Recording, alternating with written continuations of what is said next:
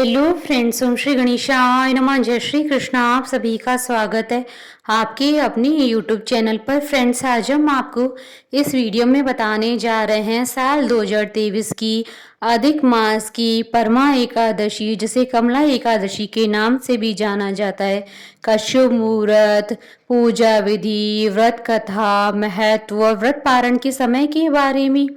Friends, video शुरू करने से पहले आपसे रिक्वेस्ट है, अगर आप हमारे चैनल पर नए हैं और आपने अभी तक चैनल को सब्सक्राइब नहीं किया है तो प्लीज़ सब्सक्राइब कीजिएगा चैनल को, साथ ही प्रेस कीजिएगा बेल आइकन को, जिससे नए वीडियो से रिलेटेड नोटिफिकेशन आपको तुरंत प्राप्त हो सके। और वीडियो पसंद आने पर वीडियो को लाइक और शेयर जरूर कीजिएगा, ताकि सभी भक्तों को इस वीडियो का लाभ प्राप्त हो सके। और कॉमेंट बॉक्स में जय श्री कृष्णा जरूर लिखिएगा। हिंदू धर्म में एकादशी तिथि का विशेष महत्व होता है। प्रत्येक वर्ष में 24 एकादशियां होती है, लेकिन अधिक मास होने की स्थिति में एकादशी की संख्या बढ़कर 26 हो जाती है। अधिक मास या मलमास को जोड़कर वर्ष में 26 एकादशी होती है। अधिक मास में 2 एकादशी होती है, जो पद्मिनी एकादशी शुक्ल पक्ष की और परमा एकादशी कृष्ण पक्ष के नाम से जानी जाती है। एकादशी का व्रत करने वाले भक्त एकादशी व्रत के नियमों का कड़ाई से पालन करते हैं। जो भक्त एकादशी के दिन किसी कारणवश व्रत नहीं रखते हैं, उन्हें एकादशी के दिन चावल ग्रहण नहीं करने चाहिए। एकादशी के दिन विष्णु सहस्त्र नाम का पाठ करने से विष्णु जी की विशेष कृपा प्राप्त होती है। साल 2023 में अधिक मास का शुक्ल पक्ष पहले आएगा, उसके बाद अधिक मास का कृष्ण पक्ष आएगा। इसलिए साल 2023 में सावन अधिक मास की परमा एकादशी का व्रत 11 व 12 अगस्त 2023 शुक्रवार और शनिवार के दिन है। 11 अगस्त 2023 को परमा एकादशी स्मार्त व्रत किया जाएगा, जिसे गृहस्थ लोग करते हैं। और 12 अगस्त 2023 शनिवार के दिन परमा एकादशी वैष्णव व्रत किया जाएगा। किंतु धर्मशास्त्रों में निहित है कि द्वादशी युक्त एकादशी का व्रत करना उत्तम माना जाता है। इसलिए द्वादशी युक्त एकादशी तिथि 12 अगस्त 2023 शनिवार के दिन पड़ रही है। इसलिए 12 अगस्त 2023 को एकादशी का व्रत करना उत्तम रहेगा। परमा एकादशी व्रत हमेशा अधिक मास की कृष्ण पक्ष की एकादशी को रखा जाता है। इस दिन भगवान विष्णु की विधि विधान से पूजा की जाती है।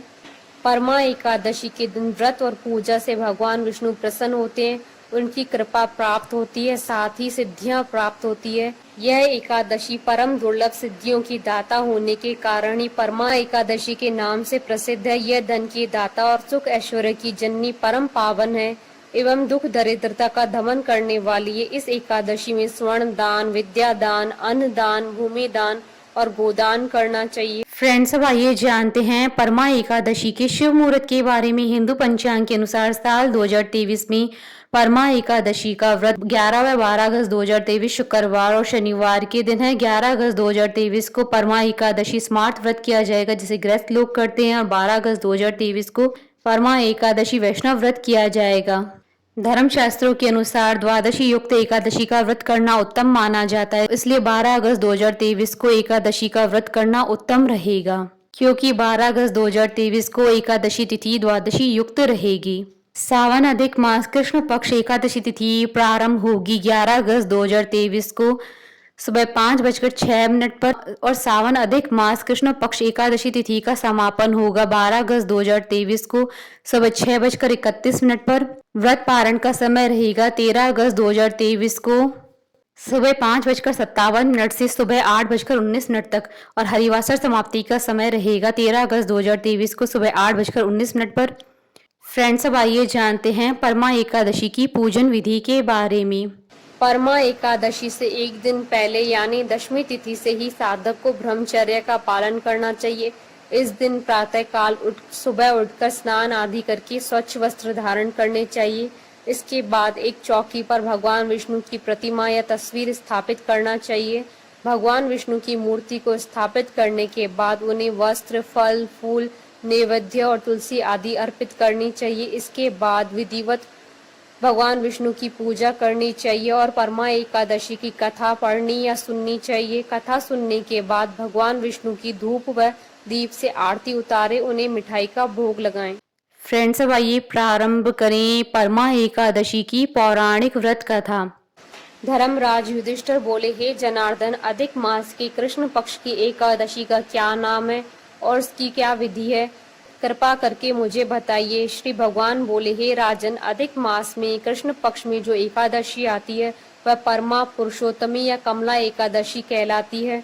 भगवान श्री कृष्ण ने कहा, कांपल्य नगरी में सुमेधा नामक एक ब्राह्मण अपनी पत्नी के साथ निवास करता था। ब्राह्मण बहुत धर्मात्मा था और उसकी पत्नी पतिव्रता स्त्री थी। यह परिवार बहुत ही सेवा भावी था। दोनों स्वयं भूखे रह जाते परंतु अतिथियों की सेवा हृदय से करते। धनाभाव के कारण एक दिन गरीबी से दुखी होकर ब्राह्मण ने परदेश जाने का विचार किया, किंतु उसकी पत्नी ने कहा, स्वामी, धन और संतान पूर्व जन्म के दान से ही प्राप्त होते हैं, अतः आप इसके लिए चिंता न करें।